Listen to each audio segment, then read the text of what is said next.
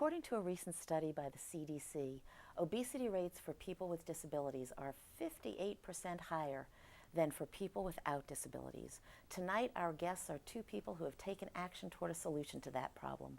Please stay tuned for Connecting Our Community, coming up next.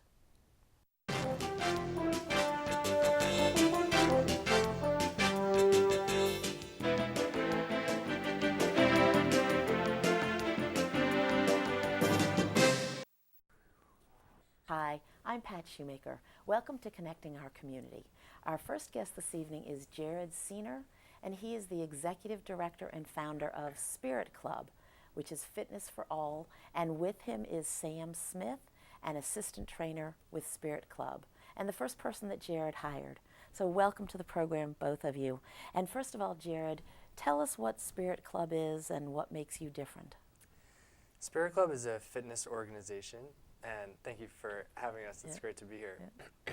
So S.P.I.R.I.T Club provides fitness programs.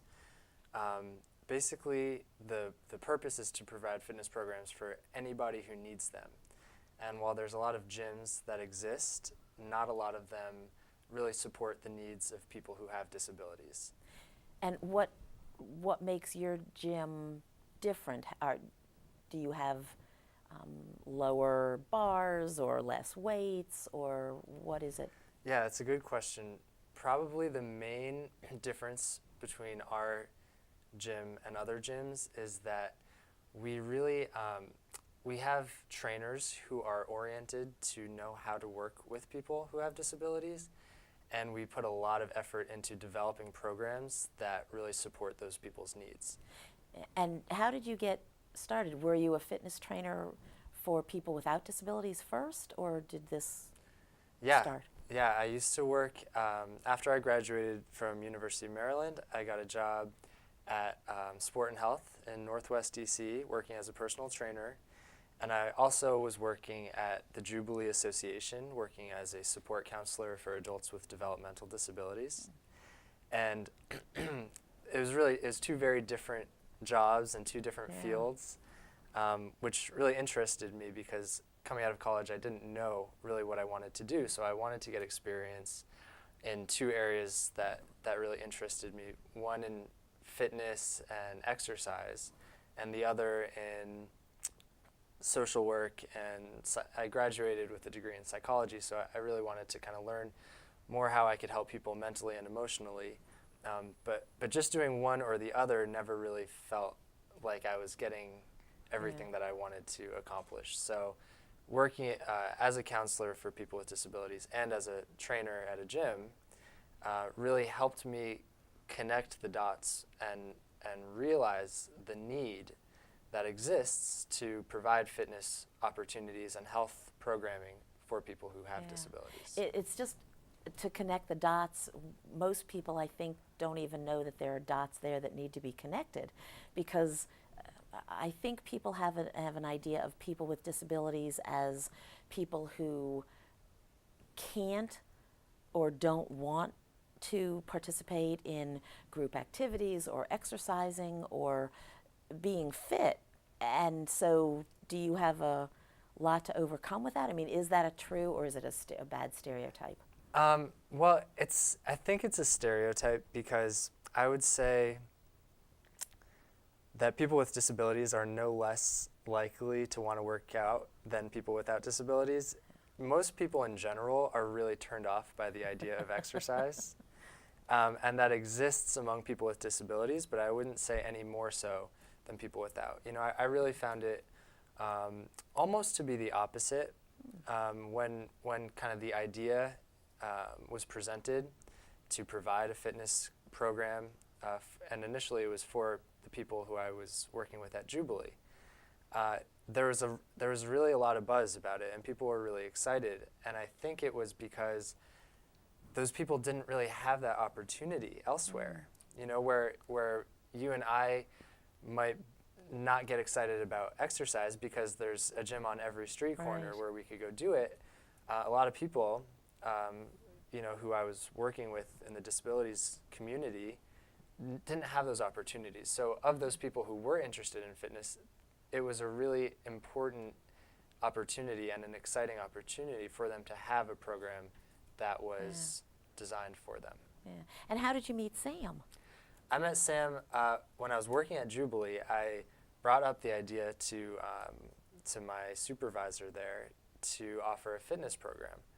And Sam was immediately brought up to me because Sam participated and I think still does in a bunch of the Jubilee programs. And so somebody told me, you need to meet this guy, Sam. Sam is a marathon runner. He's studying, or I think had a certification as a personal trainer, and had been talking about and was interested in providing this service for a while. And so Sam was a great opportunity for me to have someone to work with to help both develop and teach these programs. Yeah. Sam, you are a marathon runner? Yes, a marathon is 26.2 miles, so that means it's important to take a deep breath and it's important to keep jogging through every mile. Yeah, I know people who without disabilities who would never think of running a marathon unless somebody is chasing them. And even then, how did you become a marathon runner? Well, I was inspired by one of my doctors. He just recommended saying, I think you'd be a good candidate for the Marine Corps Marathon. Oh. And he just said that, and I said, oh boy, I'm flattered when I heard that from him. I was very, very flattered. He knew that I was in shape by doing so much exercise, like playing ice hockey for the Washington Ice Dogs at the International Games every year. And oh boy, sports and fitness has led me in so many places. And Spirit Club is unbelievable. It's just very unbelievable. Yeah. And so, how many marathons do you run in a year or in your life? Well, usually one. If I can manage a marathon, I mean, I have run 4 Marine Corps marathons and 1 New York City marathon. Marathons, those have been a huge milestone in my life. That is amazing. And what other things do you do for fitness? Well, I play ice hockey. I mean, I go running, and I would go weightlifting, and I would sometimes go swimming, and I'll play kickball. And I mean, it's just great because I could also teach a Zumba class, and then I can teach a yoga class as well. Oh my goodness. And do you find that being somebody with a disability, although honestly, I don't think you have any disability, just, that anybody would notice, doing all of those things is amazing. Do you find that working with people who have disabilities that they say, well, if Sam can do it, I can do it? Do you think that you inspire other people as well? You've certainly inspired me, so. Yes, I definitely do think that I inspire other people because so many people have joined Spirit Club. We have about over 300 participants currently enrolled in Spirit Club, and they just really love Spirit Club a lot. In fact, we're going to have a Spirit Club Foundation fundraiser. I'm going to be honored as a Community Athletic Award for encouraging athletics in the community of Montgomery County. Wow, congratulations. That's great. That is wonderful. So what do you usually teach? Do you teach every day, or do you just teach a couple of times a week? Or? Well, I have taught all curriculums of Spirit Club. I have taught general fitness at Chevy Chase Athletic Club, at the Spirit Club Studio in Kensington, at the Arc of PG County, at the Olney Community Center, Tacoma Park Community Center. I have taught at several locations, so many different fitness classes, and my big milestone in teaching fitness has been yoga and Zumba so far, and soon to come Spirit Extreme and Spirit Sports. Oh my gosh. Do you teach only people with disabilities, or do you teach everyone? Well, we're a pretty integrated approach because Spirit Club allows me to teach people, yes, they do have disabilities, but I understand people who have disabilities. I understand them naturally, even when I'm teaching them on the ice at hockey for the second shift. I mean, I still understand them there. I mean, basically, sometimes when I know that I'm teaching people, I hardly even remember that they have disabilities because I just really enjoy teaching people a lot. Yeah. And just talking to you a little bit before the show and now, I can tell that you definitely enjoy people, and I know that they enjoy you. So do you have a favorite thing that you teach? A favorite subject or sport or? I definitely enjoy teaching ice hockey. That's definitely my favorite. Yikes. And you're on the ice with people with disabilities. Absolutely. Honestly, I feel terrible because I don't have a disability and I would not be on the ice at all. So I am just in awe of what you do. That is remarkable. And do you have any goals that you haven't met yet? Do you have something that you want to do that maybe you haven't done? Well, I'll tell you, what I would like to do is, I definitely would like it at some point if Spirit Club started having runners that did all these races with me. I would love that, and I definitely have milestones that I have done. I would like to perform live with my rock band, and I still practice with my rock band every week, and we're working towards it because our songs are coming up. Oh, that's wonderful. Well, unfortunately, we have to take a break right now. I would love to just keep talking, but we will be back after the short break to speak to Jared and Sam some more, so please be sure to stay with us.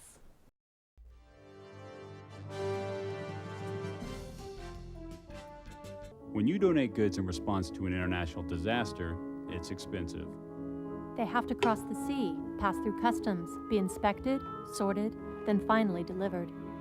And often they arrive too late to help, making your good intentions feel a little empty. There is a better way. Cash donations are fast, simple, and allow professional relief workers to purchase supplies close at hand. Cash is best. Learn more at CIDI.org. It's our duty to serve veterans and military families who serve their country in the most difficult ways imaginable. Together, we can say thank you in so many ways. Small acts of kindness mean more than anything. With our support, veterans and military families can face even the most difficult challenges. Let's honor their service with ours.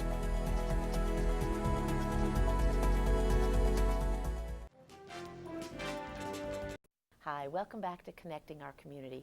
We're speaking to Jared Senior and Sam Smith from the S.P.I.R.I.T Club. And Sam, you are remarkable, but I do have to talk to Jared. I could talk to you all night, but I don't want him to just feel like we, ignore him. So we're talking about the S.P.I.R.I.T Club, which is what you founded. How did you found it? How did you start it? Yeah, so the first class that we taught was for Jubilee clients at Sport and Health where I was working.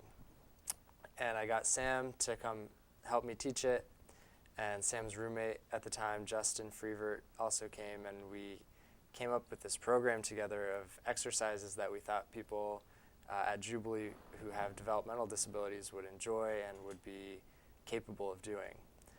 And that first class was in April of 2012, and it was just so special in terms of seeing both the reaction of the people participating as well as everybody else in the gym. Yeah. Kind of seeing this group of people that most of the members were probably really unfamiliar with. And to see kind of the community integration that created was really when I realized that this was something that I needed to continue to develop and to continue to work on. It was great when it started. It was more of like just an interesting idea that I wanted to explore and kind of do almost as a hobby.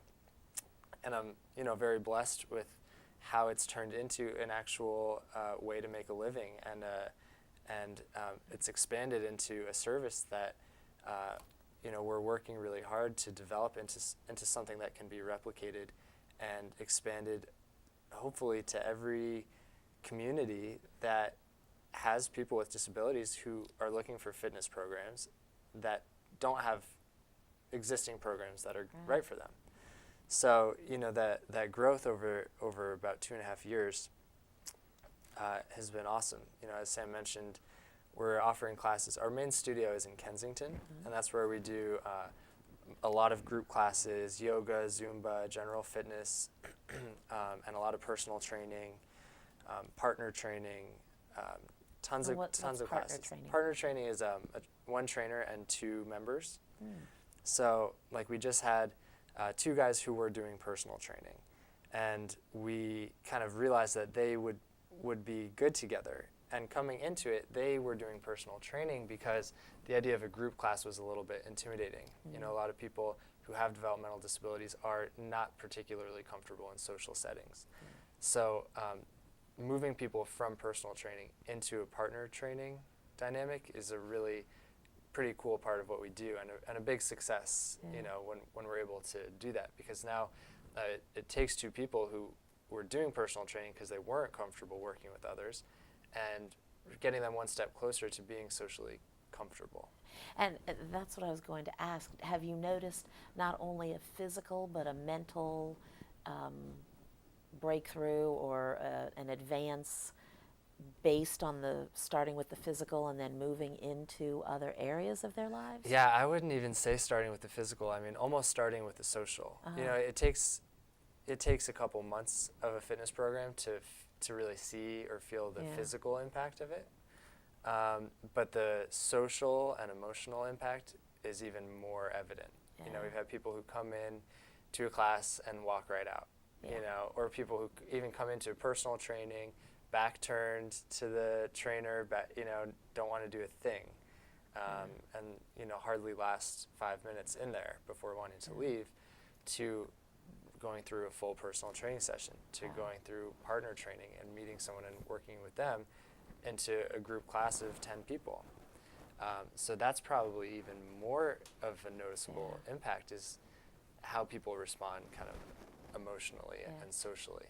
And I know that a yoga class, a Zumba class, some of the other classes are usually an hour. Do you have hour-long classes, or do you have to change those time frames and the way things are done because people can't necessarily interact? Yeah, we modify things as much as we need to, but as little as possible. You know, our goal is for the people who work out with us to be able to take these skills that they develop and use them elsewhere. So we try not to develop any dependency on our particular system. We try to make our system as generic as possible, really, so that people could take the skills that they learn with us and be comfortable using it at a community center that's, you know, as convenient as possible for them. So do you have people with disabilities and people without disabilities at your gym? We do, in the same classes, in the same training sessions, in the same areas? Yeah, we've had, it's a big goal for us. You know, our tagline is Fitness for All. We're very intentionally not a fitness for people with disabilities organization. We want to promote community integration. We don't want to create a place where people with disabilities are segregated. Even if it's a great place for them to be, we don't want it to be segregated. Because they're probably segregated so much in the outside world anyway, that this is something to counteract that. Right. So it's been a challenge to market to both of those populations and make both of them feel like this is the right class for them. So we have had success, like in the Zumba class. Sam actually taught a Zumba class right before he came over here tonight. Oh my goodness. And in that class, we have had success in getting a couple of people who don't have disabilities to actually sign up and participate every week. You know, we've had success with people. A lot of the people who come have a support counselor or a relative who's supporting them, helping them get to the program.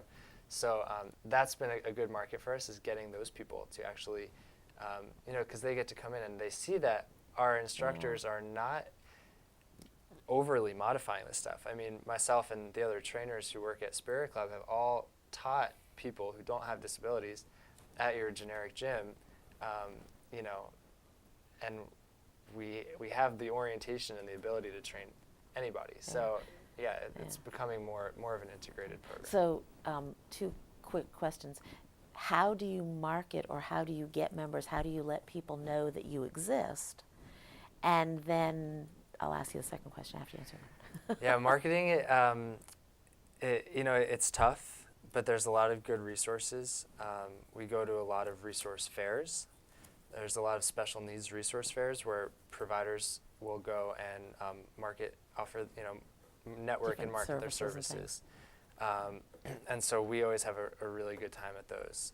There's very few other fitness providers, reaching out to this community, and there's so much interest.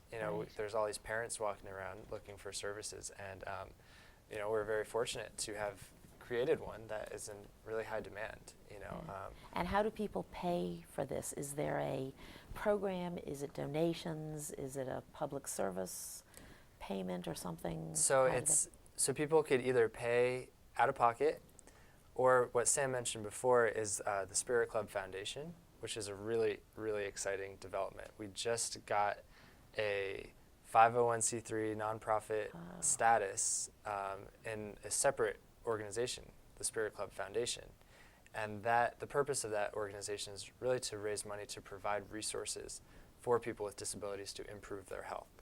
So the main efforts there are scholarships. So if somebody needs financial assistance, and a lot of people do, a lot of people with disabilities have very limited income, they can utilize scholarships through the S.P.I.R.I.T Club Foundation, or through, we've really worked hard to identify funders.